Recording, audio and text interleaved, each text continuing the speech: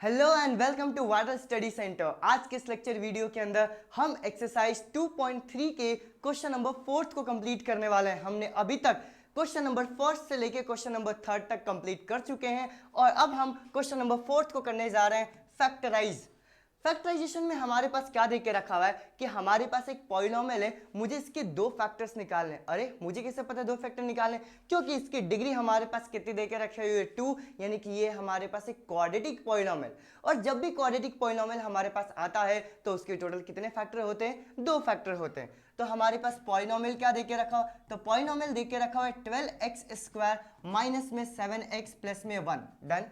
क्या मैंने तुम्हें स्प्लिटिंग द मिडिल टर्म समझाया था? जी हाँ, splitting the middle term basically था क्या कि हमें यहाँ पे सबसे पहले इसको स्टैंडर्ड फॉर्म के अंदर कन्वर्ट करना है। स्टैंडर्ड फॉर्म का मतलब क्या होता है? स्टैंडर्ड फॉर्म का मतलब ये होता है कि सबसे पहले x² पहले वाली टर्म में आएगा, उसके बाद x आएगा एंड उसके बाद हमारे पास कांस्टेंट टर्म आएगा। डन।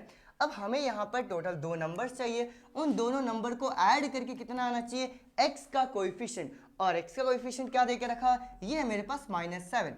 और मुझे इन्हीं दोनों नंबर को मल्टीप्लाई करके क्या आना चाहिए? इन्हीं दोनों नंबर्स को मल्टीप्लाई करके ये x² का कोएफिशिएंट जो कि 12 देके रखा हुआ है एंड कांस्टेंट टर्म का मल्टीप्लाई जो कि 1 है, हमारे पास क्या आना चाहिए? 12।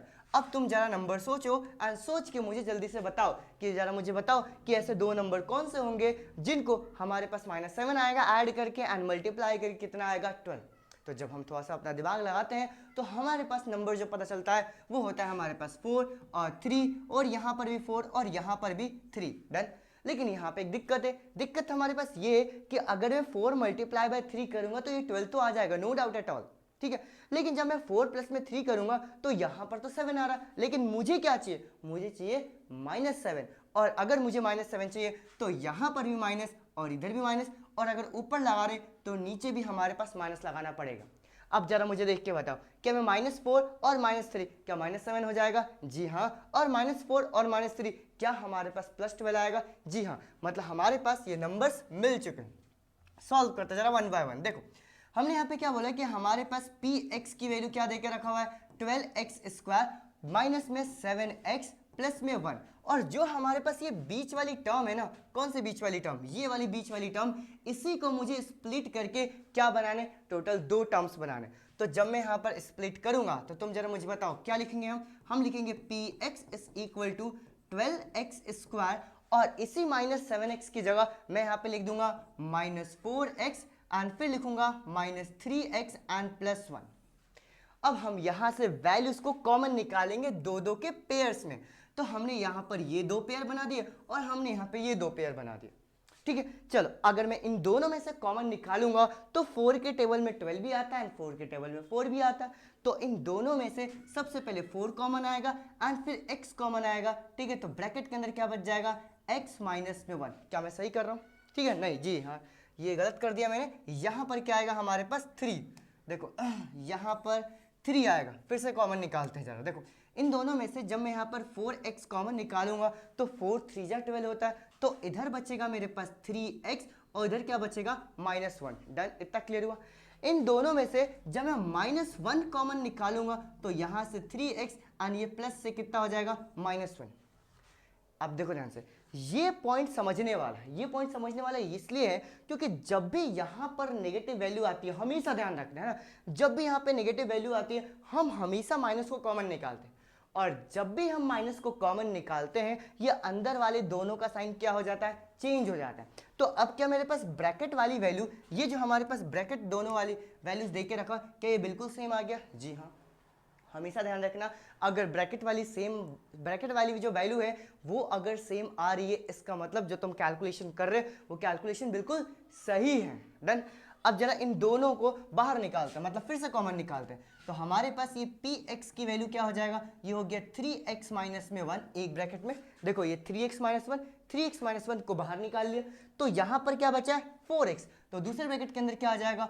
4x, और फिर यहां पर क्या बचा है? -1। तो ये हो गया -1। तो हमारे पास px के दो फैक्टर कौन से हुए? एक हुआ मेरे पास 3x माइनस में 1 और दूसरा हमारे पास क्या आ गया? 4x माइनस में 1। समझ में आई बात? तो हमारे पास जो फैक्टराइज करने को क्वाड्रेटिक पॉलिनोमियल दिया हुआ था उसको मैंने फैक्टराइज करके दो नंबर्स मतलब दो फैक्टर्स निकाल दिए हैं। कौन से मेथड से किया हमने, तो हमेशा ध्यान रखना स्प्लिटिंग द मिडिल टर्म से किया। डन। आगे बढ़ते हैं नेक्स्ट क्वेश्चन की तरफ। देखो अब हमारे पास सारे के सारे सेम टू सेम क्वेश्चन ही आएंगे। देखो अगेन सबसे पहले मैं इसको पॉलिनोमियल मानूंगा कि पॉलिनोमियल क्या देके रखा हो, ये देके रखा हो 2x² प्लस में 7x प्लस में 3। डन। मुझे स्प्लिट किसको करना है जरा मुझे बताओ, तो मुझे स्प्लिट करना है ये मिडिल टर्म को, इसी को दो पार्ट्स के अंदर डिवाइड करना है। और कैसे डिवाइड करना है जरा मुझे बताओगे। मुझे यहाँ पर दो नंबर्स चाहिए जिनको ऐड करके क्या आना चाहिए, x का कोएफिशिएंट। x का कोएफिशिएंट क्या देके रखा हुआ है 7, और मुझे इन्हीं दोनों नंबर्स को मल्टीप्लाई करके क्या आना चाहिए 3 मल्टीप्लाई बाई 2, यानी 3 2 जा कितना आना चाहिए 6। अब तुम जरा मुझे बताओ नंबर्स, सोचो फटाफट सोचो, क्योंकि ये बहुत ही ज़्यादा आसान है। ठीक है, ये नंबर्स हो जाएंगे, एक नंबर हमारे पास हो जाएगा 3, ठीक है, और एक नंबर हो जाएगा 4। सही कर रहा हूँ क्या? नहीं नहीं नहीं नहीं नहीं, 3 और 4 से तो हमारे पास नंबर नहीं आएगा। थोड़ा सा और सोचो, क्या आ जाएगा हमारे पास नंबर, क्या यहाँ पे 6 और 1 से आ जाएगा क्या? सोचो देखो, क्योंकि 6 प्लस में 1 कितना होता है 7, और यहाँ पे 6 इंटू में 1 कितना होता है हमारे पास 6।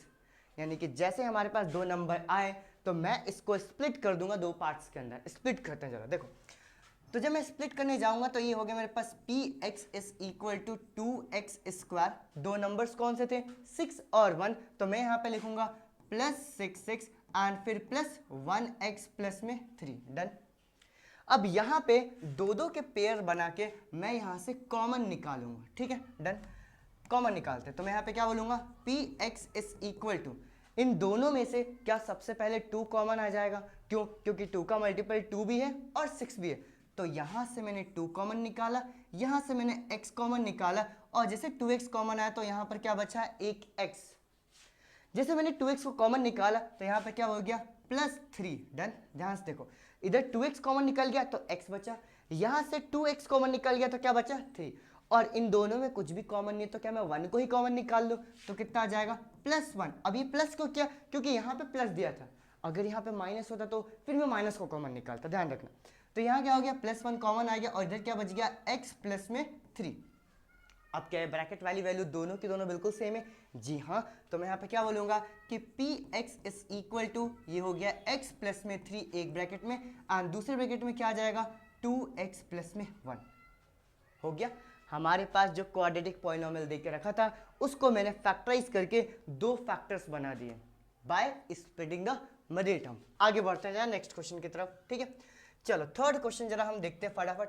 थर्ड क्वेश्चन देके रखा हो 6x² प्लस में 5x माइनस 6। अगेन सबसे पहले पॉलिनोमियल मानूंगा, ये px इज इक्वल टू कितना हो गया 6x² प्लस 5x माइनस में 6। डन। इतना क्लियर हो गया।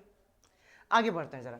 फिर मुझे यहाँ पे अगेन दो नंबर्स चाहिए। स्प्लिट किसको करना है 5x को दो पार्ट्स के अंदर स्प्लिट करना है।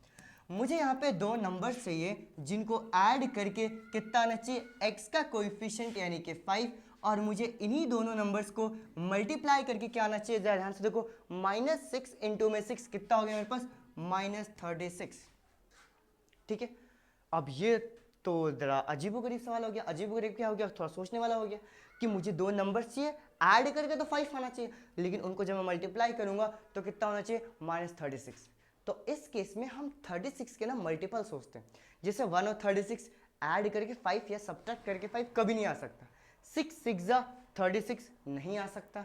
फिर मैं क्या सोचूंगा 9 4 जा होता है क्या, 9 4 जा 36 होता है। जी हाँ, 9 एंड 4 को मैं सब्ट्रैक्ट करके 5 लेके आ सकता हूँ। तो मैंने यहाँ पे क्या बोला, एक तो नंबर हो गया मेरे पास 9 और दूसरा क्या हो गया -4। एक इधर हो गया 9 और इधर कितना हो गया -4। जरा सोचो 9 -4 कितना आ गया 5, और 9 इंटू में -4 कितना आ गया -36। हमारे पास दो नंबर मिल चुके हैं। चलो जरा स्प्लिट करते हैं। तो हमने यहाँ पे क्या बोला कि px इज इक्वल टू कितना आ गया 6x²। पहला नंबर क्या था, तो पहला नंबर था +9x अगेन -4x माइनस में 6। डन।